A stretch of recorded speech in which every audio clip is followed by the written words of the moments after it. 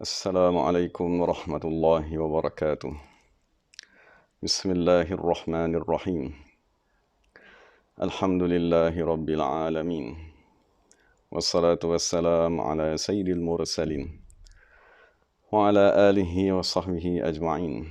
رب اشرح لنا صدورنا ويسر لنا أمورنا واحلل عقدة من ألسنتنا يفقهوا أقوالنا. ثبت أقدامنا وتمم تقصيرنا يا ربنا رب العالمين. لا حول ولا قوة إلا بالله العلي العظيم. لا حول ولا قوة إلا بالله. لا حول ولا قوة إلا بالله العلي العظيم. أستغفر الله الذي لا إله إلا هو الرحمن الرحيم الحي القيوم الذي لا يموت وأتوب إليه اللهم اغفر لنا. بسم الله الرحمن الرحيم. Alhamdulillah, kita bersyukur kepada Allah Subhanahu wa taala kerana dapat sama-sama dalam tazkirah ringkas. Jadi insya-Allah kita akan bincangkan tentang beberapa kumpulan manusia yang dihukumkan syahid. Dan sebelum tu kita akan bincangkan beberapa hukum hakam. Beberapa hukum hakam yang berkaitan dengan situasi semasa kita berada di zaman wabak. Dan akhir sekali insya-Allah kita akan bincangkan tentang beberapa petua untuk kita amalkan sepanjang kita berada di dalam situasi arahan tidak kawalan pergerakan. Jadi pertama sekali dari segi hukum, dinyatakan dalam kitab Qalyubi wa Umairah, far'un yahrumu dukhulu baladi ta'un wal khuruju minha bila hajatin liwujudin nahyi an dhalika. Dan daripada teks yang dinyatakan dalam kitab syarah kepada matan Minhaj Imam Nawawi, dinyatakan bahawa sekiranya berlaku penyakit di sesuatu kawasan, ta'un ataupun wabak seumpamanya, seperti yang berlaku pada keadaan kita sekarang, maka hukum kita berpindah daripada satu kawasan kepada satu kawasan yang lain. Hukum tersebut dinyatakan di dalam buku fiqh ialah yahrumu. Yahrumu bermaksud perkara yang diharamkan di sisi agama Islam. Jadi ini satu perkara yang perlu kita ambil perhatian. Mungkin kita rasa takut untuk berzina kerana ia dihukumkan haram. Mungkin kita rasa takut untuk minum arak kerana ianya dihukumkan haram. Takut untuk kita menyembah berhala kerana ianya dihukumkan haram. Jadi ketahuilah bahawa sesungguhnya terdapat juga perkara-perkara haram yang berlaku di dalam situasi-situasi tertentu. Sepertinya apabila kita berada dalam keadaan sekarang, di dalam kitab fiqh sendiri mengatakan haram kita keluar daripada satu kawasan kepada satu kawasan. Jadi sekiranya tiada arahan daripada kerajaan, pihak berkuasa sekalipun, hukumnya ialah satu hukum yang tetap haram di dalam agama Islam. Jadi sekiranya kita melanggar, kita keluar daripada satu kawasan kepada satu kawasan yang lain, maka ianya dihukumkan haram. Bila hajatin masatin, kecuali sekiranya ada hajat yang amat terdesak dan amat penting, maka pada ketika itu barulah kita dibenarkan keluar daripada satu kawasan kepada satu kawasan yang lain. Tapi sekiranya saja untuk menziarahi orang ataupun sekiranya saja untuk melihat kawasan tempat seumpamanya, maka perbuatan keluar itu sendiri ialah haram. Jadi kita apabila dimaklumkan kepada kita benda tersebut ialah haram, maka kita duduk di rumah sebagaimana kita dah bincangkan. Duduk di rumah ni ialah satu kewajipan ke atas kita. Sebagaimana kita duduk di rumah, kita wajib sembahyang kerana Allah mewajibkan. Kita wajib solat 5 waktu kerana Allah Subhanahu wa taala mewajibkan. Maksudnya kita mesti mengingati Allah kerana Allah mewajibkan juga. Maka duduk kekal di dalam rumah, tidak berpindah daripada satu kawasan kepada satu kawasan, hendaklah kita ketahui itu ialah arahan Allah Subhanahu wa taala juga, yang Allah Taala maklumkan kepada Nabi Muhammad. Maksud Nabi Muhammad bercakap kepada kita dengan hadisnya, kemudian disyarahkan oleh ulama-ulama di dalam buku fiqh mereka. Maka kita duduklah di rumah dan kita menghalang diri kita daripada keluar, dan kita niatlah kita mentaati Allah Subhanahu wa taala. Maka itu dipanggil sebagai sabiran. Jadi kita perlu kepada niat. Niat mentaati arahan Allah. Jadi itu hukum yang pertama. Adapun hukum yang kedua, dinyatakan juga di dalam kitab mazhab Syafi'i. Apabila kita berada dalam keadaan sehat, contoh apabila seseorang sehat, dia boleh menginfakkan ataupun mensedekahkan ataupun menyumbangkan 100% hartanya. Maksud contohnya seorang tadi dia memiliki RM3,000. Itu sajalah harta yang dia miliki dan dia mempunyai anak dan isteri. Selagi mana dia hidup dalam keadaan sehat, maka dia dibenarkan menyumbang RM3,000 kepada manusia. Tapi sekiranya seseorang tadi berada dalam keadaan sakit, maksudnya dia tahu dia sakit, dia nak meninggal dunia, pada ketika itu syarak tidak membenarkan dia menyumbang keseluruhan hartanya. Maksudnya syarak tidak hanya membenarkan dia menyumbang 1/3 daripada hartanya saja. Kerana 2/3 daripada hartanya akan dijadikan sebagai warisan harta pusaka kepada orang yang akan dia tinggalkan.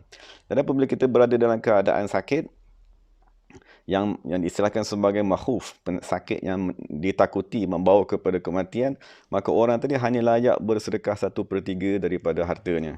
Jadi situasi kita sekarang, maksudnya apabila kita tadi berada di dalam keadaan ta'un, maka ulama berkata samalah seperti keadaan orang yang berada di dalam keadaan penyakit yang menakutkan. Jadi pada ketika sekarang ni, sekiranya kita nak bersedekah lebih daripada 1/3 daripada harta kita, maka sedekah tersebut tidak dibenarkan di sisi syarak. Wallahu ta'ala alam. Jadi perkara ketiga yang kita nak bincangkan ialah jenis-jenis orang yang dihukumkan syahid di akhirat. Dari setakat yang dikumpulkan daripada kitab-kitab fiqh di dalam mazhab Syafi'i, maksudnya dinyatakan ada 10 kumpulan manusia yang dihukumkan sebagai mati syahid, diberikan pahala syahid.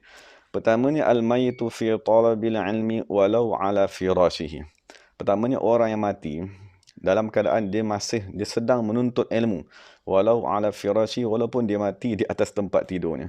Jadi ini keadaan pertama lah, maksudnya kita niat dalam seminggu, mesti ada beberapa hari yang kita keluar daripada rumah menuntut ilmu, belajar untuk menambahkan ilmu. Jadi dalam keadaan tersebut, kan sekiranya walaupun kita bekerja, tapi kita memang ada masa yang kita khususkan untuk menuntut ilmu, dan sekiranya kita mati, walaupun mati di atas katil, orang tersebut dihukumkan sebagai mati syahid.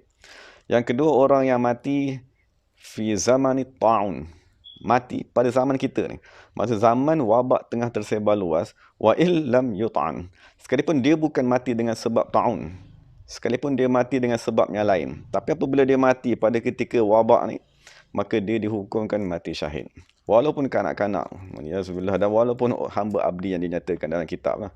Dan begitu juga walaupun dia tadi sakit, ditimpa dengan sakit tadi semasa wabak. Apabila wabak tadi berhenti, setelah sebulan dia meninggal dunia dengan penyakit yang disebabkan oleh wabak tersebut, itu pun dihukumkan sebagai mati syahid juga.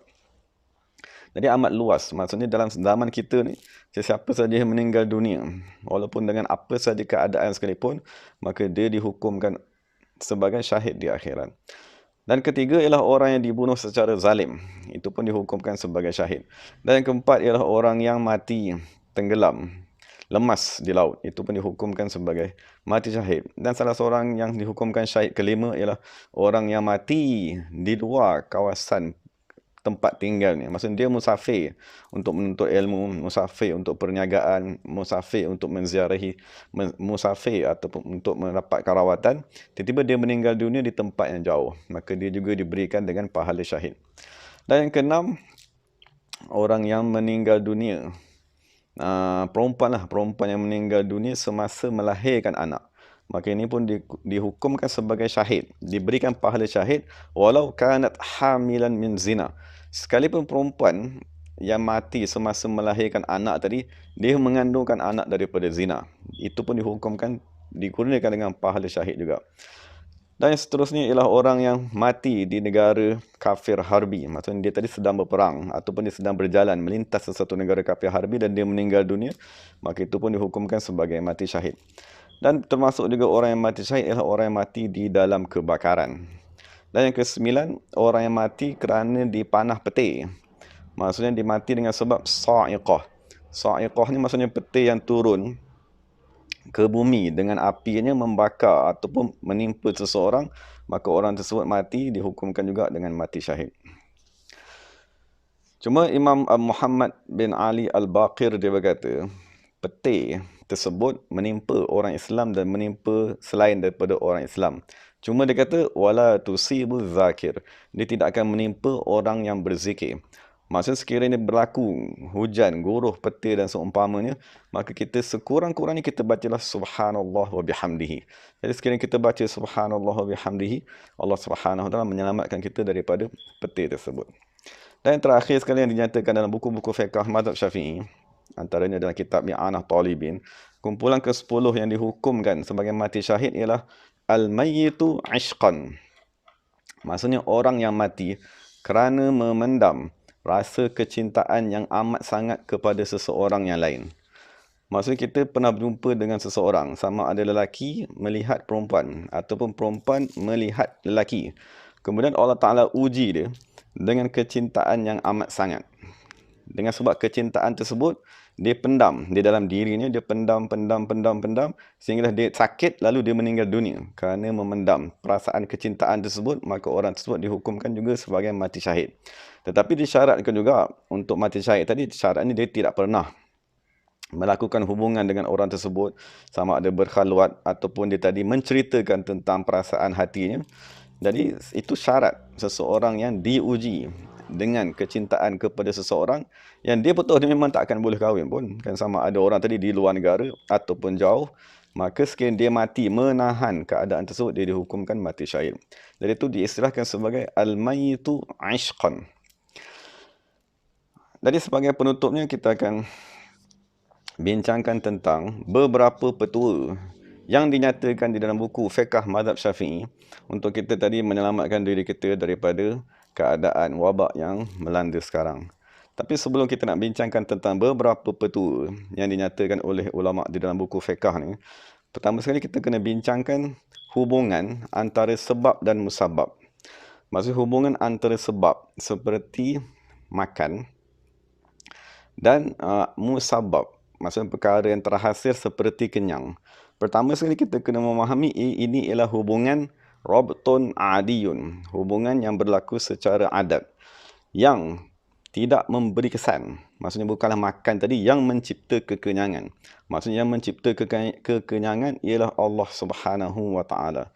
Dan berlakunya hubungan tadi, hubungan antara makan dan kenyang, hubungan tadi ialah kehendak Allah Subhanahu wa taala yang perlu kita ketahui. Jadi sebagai contohnya untuk memudahkan kita, sebagai contohnya seorang bapa, dia melihat dua orang anaknya. Satu orang anak tadi berkhidmat kepadanya mengangkat beg. Dan seorang lagi anaknya berkhidmat mengangkat kasut. Jadi timbul keinginan dalam bapanya, apabila melihat anaknya seorang tadi mengangkat beg, dia ada keinginan untuk memberi kepada anak tersebut RM10. Jadi sekarang ni, mengangkat beg diikat dengan kurniaan RM10. Cuma kita kena faham, bukanlah mengangkat beg tadi yang menyebabkan dia mendapat RM10. Yang menyebabkan dia tadi mendapat RM10 ialah keinginan bapa. Keinginan bapa, maksud bapa memujudkan keinginan di dalam dirinya untuk memberi RM10 kepada anak yang mengangkat beg. Tetapi dia tidak memberikan RM10 kepada anak yang mengangkat kasut. Jadi persoalannya sekarang, kenapa anak yang mengangkat beg tadi mendapat RM10? Kerana dia melakukan sesuatu sebab yang bertepatan dengan kehendak bapanya. Adapun anak yang mengangkat kasut tadi, dia mengangkat kasut itu ialah satu sebab. Tetapi sebab tersebut tidak diikat dengan kurniaan RM10. Jadi begitulah hubungan kita dengan alam semesta ni. Maksud hubungan kita dengan alam semesta ni, Allah Subhanahu wa taala mengikat sebab dan musabab. Dan Allah Subhanahu wa taala mengikat sebab dengan musabab tersebut dalam keadaan kita tahu dan kebanyakan kita tak tahu. Antara yang kita tahu seperti api membakar, air menghilangkan haus, makanan menghilangkan dahaga. Tetapi terdapat banyak lagi sebab yang Allah Subhanahu wa taala ikat dengan perkara tersebut yang kita tak tahu. Tapi contoh soalan ni, Kalau kita minum air dan dia menghilangkan dahaga, macam mana kita boleh tahu tadi? Kita tahu dia dengan sebab pengulangan ataupun diistilahkan sebagai tajribah. Kita ulang perkara tersebut, maka kita tahu, oh, air dia menghilangkan dahaga. Tapi ada banyak lagi sebab musabab, ikatan di luar ni yang kita tak tahu. Sebagai contohnya ikatan tersebut, apabila kita tak tahu, maka Allah Ta'ala mengutuskan Nabi Muhammad SAW dan Nabi mengajar ikatan tersebut. Sebagaimana dalam Sahih Muslim, Sahih Bukhari dinyatakan bahawa siapa yang membaca dua ayat terakhir daripada surah Al-Baqarah, bermula daripada Amanar Rasul sampai habis, Allah Ta'ala akan menyelamatkan pada malam tersebut daripada segala benda-benda yang memudaratkan. Jadi sekarang ni Allah Ta'ala ikat keselamatan daripada binatang, keselamatan daripada pencuri, keselamatan daripada syaitan. Allah Ta'ala ikat dengan dua ayat daripada surah Al-Baqarah. Jadi persoalan ni, macam mana kita boleh tahu ikatan tersebut? Macam mana kita boleh tahu kehendak Allah Subhanahu Wa Ta'ala mengikat sebab dengan musabab ni? Kita boleh tahu dengan sebab pemberitahuan daripada Nabi sallallahu alaihi wasallam. Jadi ada beberapa ikatan yang diberitahu oleh Allah Subhanahu Wa Ta'ala melalui Nabi Muhammad sallallahu alaihi wasallam. Dan ada juga ikatan yang diberitahu, yang kita ketahui dengan sebab pengulangan ujian. Maksudnya kita tengok api membakar, besok tengok lagi api membakar, besok tengok lagi api membakar. Jadi kita faham bahawa api dia ada satu, dia adalah sebab berlakunya, sebab Allah Ta'ala mencipta pembakaran tersebut. Tapi kita kena maklum, maksudnya anak tadi, apabila tiap-tiap hari dia angkat beg, tiba-tiba ada satu hari bapaknya tarik keinginan tersebut. Maksudnya bapak tadi tak nak bagi RM10. Jadi perkara tu boleh berlaku sebab mengangkat beg bukanlah yang memaksa pemberian RM10 tadi. Jadi ada keadaan bapa tadi ingin memberi dan ada keadaan bapa tadi tidak mengikat antara mengangkat beg dengan pemberian RM10. Jadi begitulah hubungan kita dengan sebab musabab ni. Jadi kenapa saya nak bagi tahu mukadimah ni? Sebab ada beberapa perkara yang kita biasa tu contohnya macam kita kata, oh, makan, oh, biasa akan mendatangkan kenyang. Minum, itu kita dah biasa akan menghilangkan dahaga. Tapi ada beberapa sebab musabab yang diikat, yang kita tak biasa dengar. Jadi apabila kita tak biasa dengar, jangan kita engkar. Apabila ada sebab dan musabab yang diikat dan dimaklumkan kepada kita oleh ulama Islam, soalan pertama sekali, jangan kita engkar. Maksud, kalau kita mungkin tak pernah dengar ataupun kita rasa benda tersebut pelik, maka ketahuilah bahawa itulah disebabkan oleh ketiadaan pengetahuan di sisi kita. Maksud, kenapa kita tak engkar kalau orang tadi kata minum air menghilangkan dahaga? Sebab dia dah maklum, dia dah biasa tengok air menghilangkan dahaga. Tapi ada beberapa perkara yang kita nak bincangkan sekarang ni, dia antara perkara-perkara yang mungkin kita tak tahu. Perkara A diikat dengan sebab ni. Jadi disebabkan kita tak tahu, maka Allah Subhanahu Wa Ta'ala mendatangkan Nabi Muhammad SAW. Maka Nabi Muhammad SAW memberitahu sebahagiannya kepada kita. Dan ada lagi beberapa ikatan antara sebab musabab yang diberitahu kepada kita oleh ulama Islam melalui ilham. Maksudnya Allah Ta'ala mengilhamkan kepada wali-wali Allah Subhanahu Wa Ta'ala setiap zaman, memberitahu bahawa aku ikat perkara ni, sebab ni dengan musabab ni. Dan apabila Allah Ta'ala ilhamkan kepada wali-walinya, maka perkara tersebut disampaikan kepada kita. Jadi pertama sekali, yang nak dibincangkan, antara yang dinyatakan dalam kitab ulama Islam, antaranya dalam kitab Al-Bahjah Al-Wardiyah. Macam kitab Al-Bahjah Al-Wardiyah ni ditulis oleh Syekhul Islam, Syekh Zakaria Al-Ansari. Macam dia menyatakan bahawa sesiapa yang memakai cincin daripada batu delima, dan kita maklum batu delima tadi berwarna merah, wa inna man takhattama bihi amina minat ta'un, maka sesiapa yang memakai cincin dari yakut berwarna merah, maksudnya cincin delima tersebut, amina minat ta'un, nescaya Allah Subhanahu Wa Ta'ala akan menyelamatkannya daripada ta'un. Jadi itu kita bincang tadi, maksudnya kita faham memakai penutup muka menyelamatkan kita daripada sesuatu penyakit. Itu ialah kefahaman melalui tajribah ataupun pengulangan ataupun eksperimen. Tapi sekarang ni ada satu lagi ikatan antara keselamatan daripada penyakit ta'un diikat dengan memakai ataupun dengan kita tadi bersama-sama dengan cincin delima yang berwarna merah. Jadi dinyatakan dalam hadis yang lain bahawa sesungguhnya asal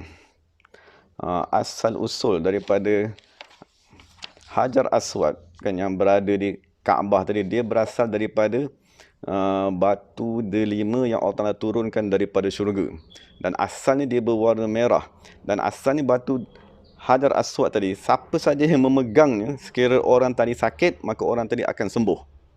Tetapi disebabkan oleh sampai satu ketika tadi manusia-manusia yang mensyirikkan Allah Subhanahu Wa Ta'ala terlampau memegangnya, maka menyebabkan najis.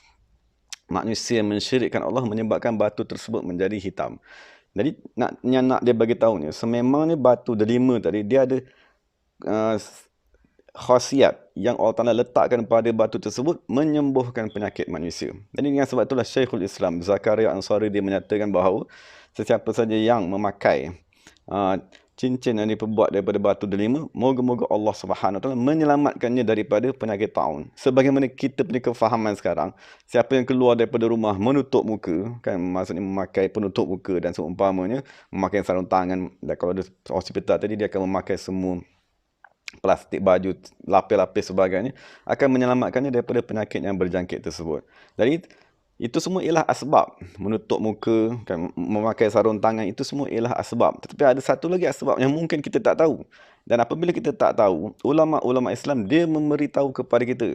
Dan kita kena bersyukurlah sebab mereka tadi memberitahu, kan, sebab itu ialah perbuatan Nabi. Maksud dalam riwayat yang lain dinyatakan pada satu ketika Nabi Muhammad SAW dia ada delima juga yang berwarna merah, dan dan Nabi SAW arahkan kepada Sayyidina Ali untuk menulis pada delima tersebut la ilaha illallah. Jadi Sayyidina Ali dia pun dibalik dia tulis la ilaha illallah.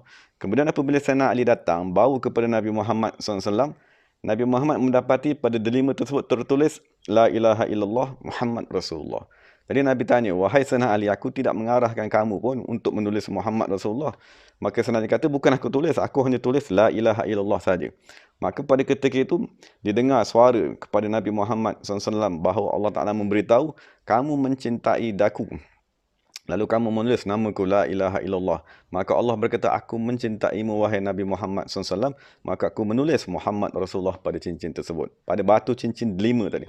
Jadi ulama berkata, delima yang berwarna merah tadi juga ialah pakaian Nabi Muhammad SAW. Digunakan oleh Nabi Muhammad SAW. Dan apabila perbuatan tadi perbuatan Nabi, maka ulama mengkaji mengapakah Nabi tadi melakukan perbuatan tersebut. Maka salah satu khasiatnya ialah menyelamatkan seseorang daripada sesuatu penyakit. Itu pertama. Petua yang pertama ialah kita tadi memakai cincin delima. Kan, petua yang kedua ialah kita tadi menulis.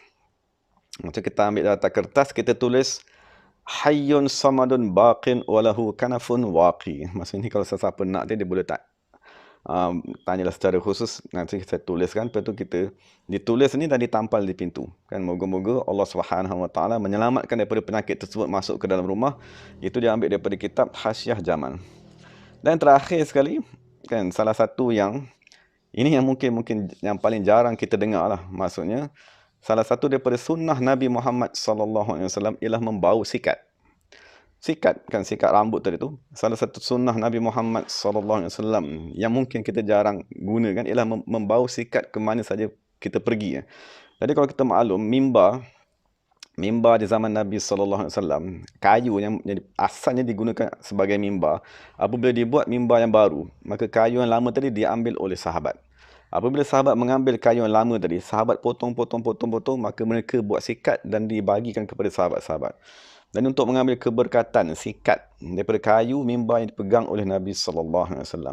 Jadi dinyatakan dalam kitab Al-Bujairimi Al-Khatib, salah satu kitab dalam mazhab Syafi'i, wa fi tasrihil hajibaini fi zamanin ta'un al-amnu minhu. Maksud dinyatakan bahawa apabila kita menyikat dua bulu kening ni yang atas ni yang dipanggil sebagai hajib ni, fi zamani ta'un, pada ketika zaman ta'un, al-amnu minat ta'un, akan menyelamatkan seseorang daripada penyakit ta'un tersebut. Jadi ini ialah petua ketiga. Maksudnya di samping kita sikat rambut di atas, maka kita juga disunatkan pada ketika berlakunya wabak, kita ambil sikat, kita sikat di sini. Dan sikat tersebut paling baiknya daripada kayu. Sikat kat bulu kening di belah kanan dan di sebelah kiri. Dan disunatkan juga, itu petua lah untuk menjauhkan seseorang daripada wabak yang melanda. Jadi itu beberapa betul lah yang dinyatakan oleh ulama-ulama Islam di dalam kitab-kitab fiqh mereka. Moga-moga Allah Subhanahu Wa Taala memberi kefahaman kepada kita dan moga-moga kita dapat mengamalkannya dan moga-moga Allah Taala memelihara kita dan semua umat Islam. Cuma kita kena faham ada ikatan yang kita ketahui dan ada ikatan yang kita dah biasa buat dan ada beratus juta trilion lagi ikatan yang kita tak tahu. Yang tak tahu tu maksudnya kita tak tahu pokok ni khasiatnya untuk penyakit apa. Ni tumbuh-tumbuhan ni khasiatnya untuk penyakit apa. Buah ni khasiatnya untuk penyakit apa. Banyak lagi benda yang kita tak tahu yang Allah Subhanahu Wa Taala ciptakan. Jadi apabila diberitahu kepada kita oleh ulama Islam di dalam kitab mereka, maka kita kena bersyukurlah. Kerana kita sendiri tak tahu kan, kita sendiri jauh daripada Allah, tak dapat ilham tersebut. Tapi apabila mereka tulis dalam kitab mereka dan mereka wariskan kepada kita, maka tanggungjawab kita ialah membaca, menerima dan berterima kasih kepada mereka. Moga-moga Allah Subhanahu Wa Taala menyelamatkan kita dengan panduan-panduan yang ditulis oleh ulama Islam. Walhamdulillahirabbil alamin. Dan insya-Allah nanti sekiranya ada keizinan kita sambung pada masa yang akan datang. Wa aqulu qawli hadza wa astaghfirullahal azim li wa lakum wa lisairil muslimin wal muslimat. Assalamualaikum warahmatullahi wabarakatuh. Bismillahirrahmanirrahim. Alhamdulillahirabbil alamin wassalatu wassalamu ala sayyidil mursalin wa ala alihi wa sahbihi ajma'in.